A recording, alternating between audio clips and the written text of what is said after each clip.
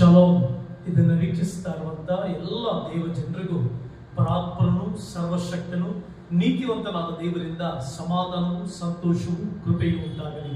ಪ್ರಿಯ ದೇವರ ಮಕ್ಕಳೇ, ಕ್ರಿಸ್ತಿಯ ಜೀವಿತವೇ ಒಂದು ಅದ್ಭುತವಾದ ಜೀವಿತ. ಕ್ರಿಸ್ತಿಯ ಜೀವಿತಕ್ಕೆ ಬಂದಿರುವಂತಹ ನಾವುಗಳು ಒಂದು ಮಹಿಮೆಯುಳ್ಳ ಜೀವಿತಕ್ಕೆ ಬಂದಿದ್ದೇವೆ, ಅತಿಶಯದ ಜೀವಿತಕ್ಕೆ ಬಂದಿದ್ದೇವೆ. ಕೃಪಾಪೂರ್ಣನಾದ ದೇವರು, ದಯಾಪರನಾದ ದೇವರು ನಮ್ಮನ್ನ ಅತಿ ಶ್ರೇಷ್ಠವಾದ ಒಂದು ನಿತ್ಯ ಜೀವದ ಸ್ಥಾನಕ್ಕಾಗಿ ಕರೆದಿದ್ದಾನೆ. ಪ್ರಿಯ ದೇವರ ಮಕ್ಕಳೇ, ಇಂಥ ಅದ್ಭುತವಾದ ಜೀವಿತಕ್ಕೆ ಕರೆಯಲ್ಪಟ್ಟಿರುವಂತಹ ನಾವುಗಳು ಕ್ರಿಸ್ತಿಯ ಜೀವಿತದಲ್ಲಿ ಆ ಅತ್ಯುತ್ತಮವಾದ ಮಹಿಮೆಯುಳ್ಳ ಬದುಕನ್ನ ಬದುಕಬೇಕೆಂಬುದಾಗಿ ಯೇಸು ಸ್ವಾಮಿ ತಾನೇ ತನ್ನ ಪತ್ರಿಕೆಗಳಲ್ಲಿ ಮತ್ತೆ ತನ್ನ ವಾಕ್ಯೋಪದೇಶಗಳಲ್ಲಿ ನಮಗೆ ಪ್ರಸಂಗಿಸಿದ್ದಾನೆ. ಆತನು ಪ್ರಸಂಗಿಸಿದಂತ ಪ್ರಸಂಗಗಳಿದೆಯಲ್ಲ, ಅದು ಅದ್ಭುತವಾದದ್ದು. ಆತನು ಪ್ರಸಂಗಿಸಿರುವಂತಹ ಪ್ರಸಂಗಗಳು ನಮ್ಮ ಜೀವಿತಗಳನ್ನ ಮಾರ್ಪಡಿಸುವಂಥದ್ದು. ಹಾಗಾಗಿ ಮತ್ತಾಯ ಬರೆದ ಸುವಾರ್ತೆ 23ನೇ ಅಧ್ಯಾಯ 23ನೇ ವಚನದಲ್ಲಿ ಯೇಸು ಸ್ವಾಮಿ ಒಂದು ಸಂಗತಿಯನ್ನು ಹೇಳ್ತಾ ಇದ್ದಾರೆ. ಫರಿಸಾಯರಿಗೆ ಯೇಸು ಸ್ವಾಮಿ 3 ಸಂಗತಿಗಳನ್ನ ಬರೀತಾ ಇದ್ದಾರೆ.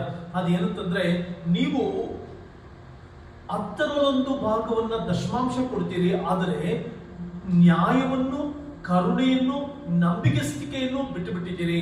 ಈ 3 ಬಿಡಬಾರದಾಗಿತ್ತು ಎಂಬುದಾಗಿ ಯೇಸು ಸ್ವಾಮಿ ಹೇಳ್ತಾರೆ. ಅನೇಕ ಜನರು ಈ ಕಾಣಿಕೆಗಳು ಕೊಡುವುದರಲ್ಲಿ, ದಶಮಾಂಶಗಳು ಕೊಡುವುದರಲ್ಲಿ ನಂಬಿಗಸ್ತರಾಗಿರ್ಬೋದು, ಸಭೆಗೆ ಕ್ರಮವಾಗಿ ಬರುವುದರಲ್ಲಿ ನಂಬಿಗಸ್ತರಾಗಿರ್ಬೋದು, ಸಭೆಗೆ ಬಂದು ಕಾಣಿಕೆ ದಶಮಾಂಶಗಳನ್ನ ತಪ್ಪದೆ ಸಭೆಗೆ ಕೊಡುವುದರಲ್ಲಿ ನಂಬಿಗಸ್ತರಾಗಿರ್ಬೋದು, ಅದರಲ್ಲಿ ನ್ಯಾಯವಂತರಾಗಿರ್ಬೋದು, ಅದರಲ್ಲಿ ಕರುಣೆ ಇರಬಹುದು. ಆದ್ರೆ ಇಲ್ಲಿ ಯೇಸು ಸ್ವಾಮಿ ಹೇಳ್ತಾ ಇದ್ದಾರೆ, ನೀವು 10% ಭಾಗ ದಶಮಾಂಶ ಕೊಡ್ತೀರಿ, ಆದ್ರೆ ನ್ಯಾಯವನ್ನ ಬಿಟ್ಬಿಟ್ಟಿದ್ದೀರಿ, ಕರುಣೆಯನ್ನ ಬಿಟ್ಬಿಟ್ಟಿದ್ದೀರಿ, ನಂಬಿಗಸ್ತಿಕೆಯನ್ನ ಬಿಟ್ಬಿಟ್ಟಿದ್ದೀರಿ ಎಂಬುದಾಗಿ. ಪ್ರಿಯ ದೇವರ ಮಕ್ಕಳೇ, ಈ 3 ಕಾರ್ಯಗಳು ನಿಮ್ಮ ಜೀವಿತದಲ್ಲಿರಬೇಕು. ಈ 3 ಕಾರ್ಯಗಳು ನಿಮ್ಮ ಕುಟುಂಬದಲ್ಲಿರಬೇಕು. ಈ 3 ಕಾರ್ಯಗಳು ನೀವು ಕೆಲಸ ಮಾಡುವ ಜಾಗದಲ್ಲಿರಬೇಕು.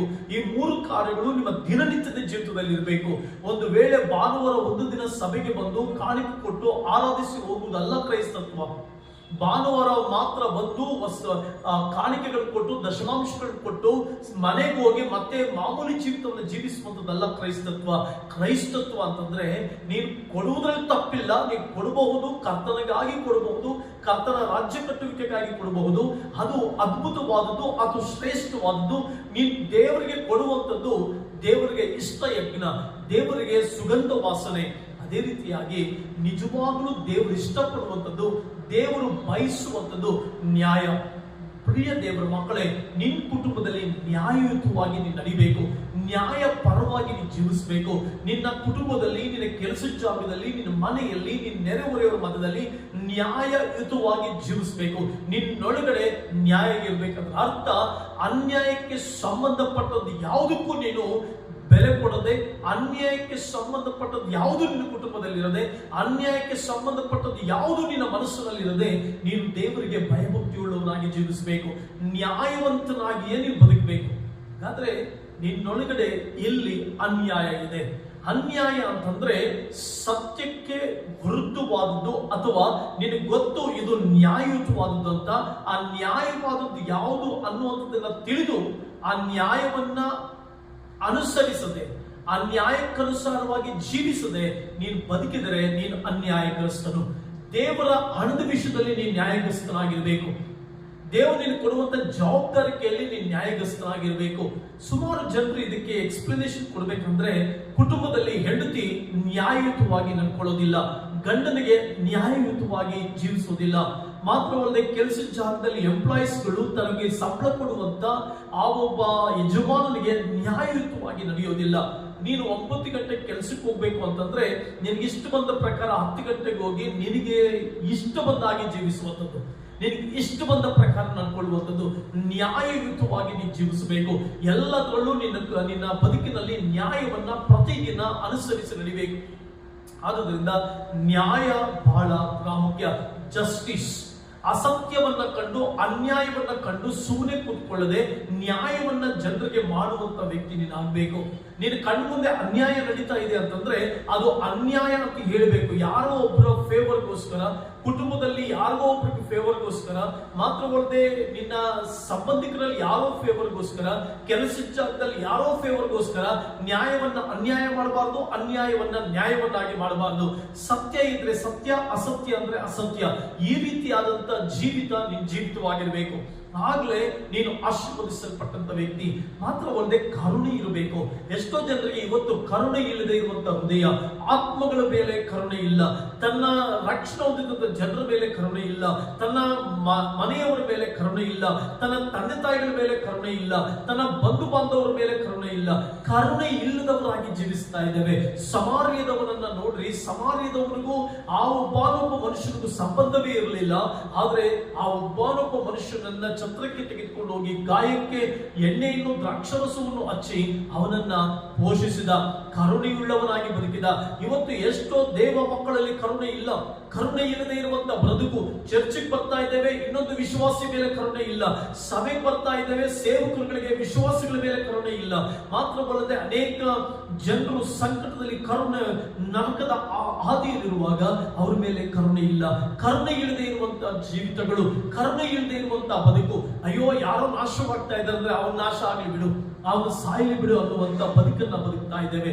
ಆದುದರಿಂದ ಕರುಣೆಯುಳ್ಳವರಾಗಿ ಜೀವಿಸಲಿ ಎಂಬುದಾಗಿ ಯೇಸು ಸ್ವಾಮಿ ಕರೆ ಕೊಡ್ತಾ ಇದ್ದಾನೆ. ಯೇಸು ಸ್ವಾಮಿ ಹೇಳ್ತಾರೆ, ನನಗೆ ಯಜ್ಞವೂ ಬೇಡ, ಕರುಣೆಯೇ ಬೇಕು.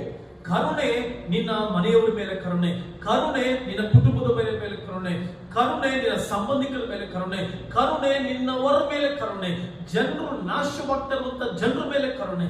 ಈ ರೀತಿಯಾಗಿ ಕರುಣೆಯನ್ನ ಮೈಗೂಡಿಸಿಕೊಳ್ಬೇಕು. ಯೇಸು ಸ್ವಾಮಿಯಲ್ಲಿದ್ದಂತ ದೊಡ್ಡ ಗುಣ ಅದು ಕರುಣೆ.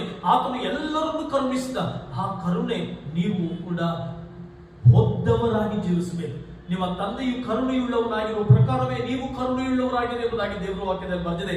ನೀನು ಕರುಣೆಯುಳ್ಳವನಾಗಿದೆಯಾ? ಮೂರನೇದಾಗಿ ನಂಬಿಗಸ್ತಿಕೆ ಬಹಳ ಪ್ರಾಮುಖ್ಯ.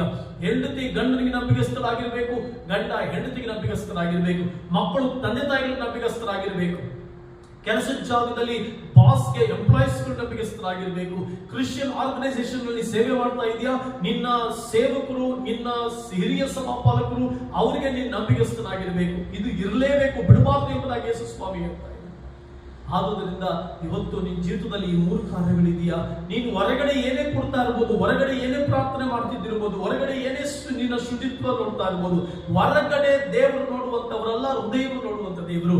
ಹೊರಗಡೆ ನೀನು ಒಳ್ಳೆ ಬಟ್ಟೆ ಹಾಕಿಕೊಟ್ಟಿರ್ಬೋದು, ಹೊರಗಡೆ ನೀನು ಒಳ್ಳೆ ಎಜುಕೇಟೆಡ್ ಆಗಿರ್ಬೋದು, ಹೊರಗಡೆ ನೀನು ಒಳ್ಳೆ ಸಭ್ಯನಾಗಿ ಕಾಣಿಸ್ತಿರ್ಬೋದು, ಹೊರಗಡೆ ನೀನು ಒಬ್ಬ ನಂಬಿಗಸ್ತನಾಗಿ ಕಾಣಿಸ್ತಿರ್ಬೋದು, ಬಟ್ ನಿನ್ನ ಆಂತರಿಕ ದೇವರು ನೋಡ್ತಾ ಇದ್ದಾರೆ. ನೀನ್ ಪ್ರಾರ್ಥನೆ ಮಾಡ್ತಿದ್ದಿರ್ಬೋದು, ನೀನ್ ಕಾಣಿಕೆ ಕೊಡ್ತಿದ್ದಿರ್ಬೋದು, ನೀನ್ ದಶಮಾಂಶ ಕೊಡ್ತಿದ್ದಿರ್ಬೋದು, ನೀನ್ ದೊಡ್ಡ ದೊಡ್ಡ ಕಾರ್ಯಗಳು ಮಾಡ್ತಿದ್ದಿರ್ಬೋದು, ಬಟ್ ದೇವರು ಹೇಳ್ತಾ ಇದ್ದಾರೆ, ನ್ಯಾಯ, ಕರುಣೆ, ನಂಬಿಗಸ್ತಿಕೆಯನ್ನ ಬಿಡಬಾರ್ದಾಗಿತ್ತು, ಅದನ್ನು ನಡೆಸಬೇಕೆಂಬುದಾಗಿ ಯೇಸು ಸ್ವಾಮಿ ಹೇಳ್ತಾ ಇದ್ದಾರೆ. ನಿಮ್ಮಲ್ಲಿ ಪರೀಕ್ಷೆ ಮಾಡ್ಕೊಳ್ಳಿ. ನಿಮ್ಮಲ್ಲಿ ಕರುಣೆ ಇದೆಯಾ? ನಿಮ್ಮಲ್ಲಿ ನ್ಯಾಯ ಇದೆಯಾ? ನಿಮ್ಮಲ್ಲಿ ನಂಬಿಗಸ್ತಿಕೆ ಇದೆಯಾ? ನಿಮ್ಮ ಜೀವಿತದ ಪ್ರತಿ ದಿನದಲ್ಲಿ ಈ ಮೂರು ಕಾರ್ಯ ಇದೆಯಾ? ನೋಡ್ಕೊಂಡು ನೀವು ಜೀವಿಸುವಾಗ ನೀವೇ ಧನ್ಯರು, ಆಶೀರ್ವದಿಸಲ್ಪಟ್ಟವರು, ಯೇಸು ಸ್ವಾಮಿ ಇಷ್ಟಪಡುವಂತ, ಯೇಸು ಮೆಚ್ಚುವಂತ ವಿಶ್ವಾಸಿಗಳು, ದೇವಜನರು ನೀವೇ. ಇಲ್ಲದೆ ಹೋದ್ರೆ ಇವತ್ತು ನಿನ್ನ ಜೀವಿತವನ್ನ ಸರಿಪಡಿಸಿಕೋ. ನೀತಿ, ನ್ಯಾಯ, ಕರುಣೆ ಮತ್ತೆ ನಂಬಿಗಸ್ತಿಕೆ, ಇವುಗಳನ್ನ ಮೈಗೂಡಿಸಿಕೊಂಡು ಮುಂದೆ ಸಾಗು. ಕರ್ತನು ನಿನ್ನನ್ನ ಆಶೀರ್ವದಿಸ್ತಾನೆ. ನಂಬಿಗಸ್ತರು ಆಶೀರ್ವಾದ ಪೂರ್ಣನಾಗುವನೆಂಬುದಾಗಿ ದೇವರ ವಾಕ್ಯದಲ್ಲಿ ಬರೆದಿದೆ. ಕರುಣೆಯನ್ನ ತೋರಿಸುವವರು ಕರುಣೆ ಹೊಂದುವರೆಂಬುದಾಗಿ ವಾಕ್ಯದಲ್ಲಿ ಬರೆದಿದೆ. ದೇವರು ಆ ವಾಕ್ಯಗಳ ಮೂಲಕ ನಿಮ್ಮೊಟ್ಟಿಗೆ ಮಾತನಾಡಿದ್ದಾರೆ.